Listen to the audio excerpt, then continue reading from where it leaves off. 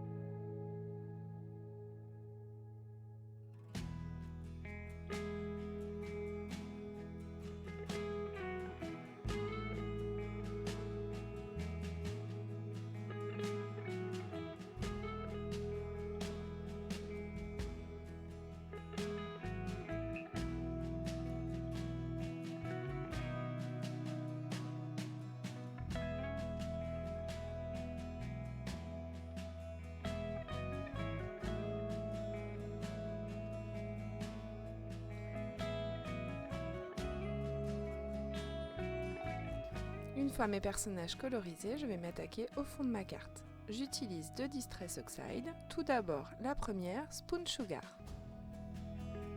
Je viens la passer en aplat de couleur à l'aide de mes brushes. J'y vais de façon très légère et uniforme. Je prends un sheet pour révéler le pouvoir oxydant de mes Distress et je sèche avec mon chiffon propre. Une fois que j'ai terminé, je me mets avec mon classeur où je range mes pochoirs et j'en choisis un. Il s'agit du pochoir alphabet de chez Tout en Colle.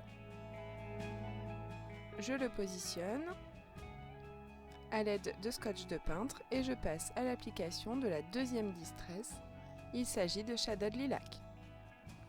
Je la passe vraiment en aplat très très léger puisque je veux vraiment un fondu et je ne veux pas forcément avoir quelque chose de trop présent derrière.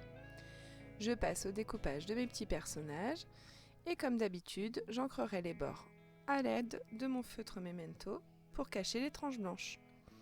J'ai choisi ce tampon Joyeux anniversaire d'une planche de tampon du même nom de chez Crazy Little Craft et je viens tout d'abord le tamponner avec la Shadowed Lilac.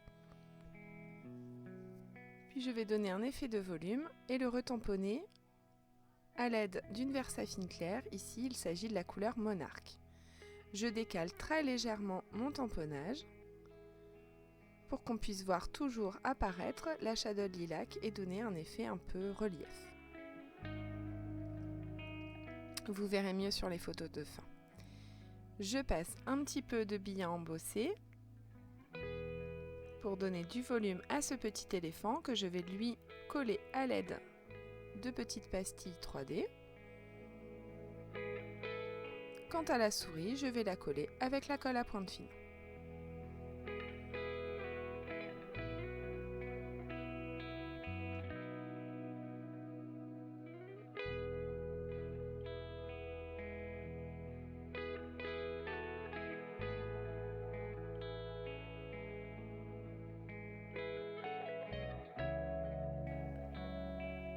Une fois que mes personnages sont bien collés, je décide de redimensionner la carte puisque je vais la mater sur un fond que j'ai réalisé à l'aide de la gel presse.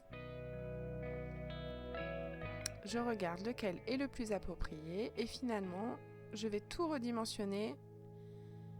Donc comme ma guillotine est un peu trop petite, je sors mon massicot et je redimensionne ce fond. Puis je m'aperçois qu'on ne voit pas trop le fond derrière la carte, donc je redimensionne la carte.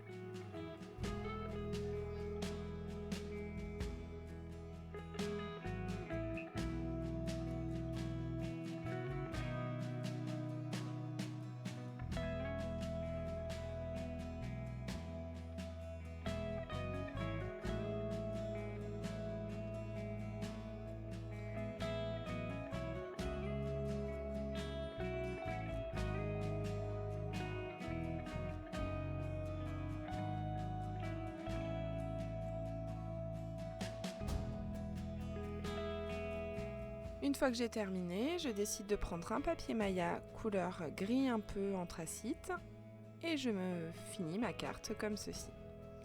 Et comme d'habitude, j'ajoute quelques crystal drops nouveaux.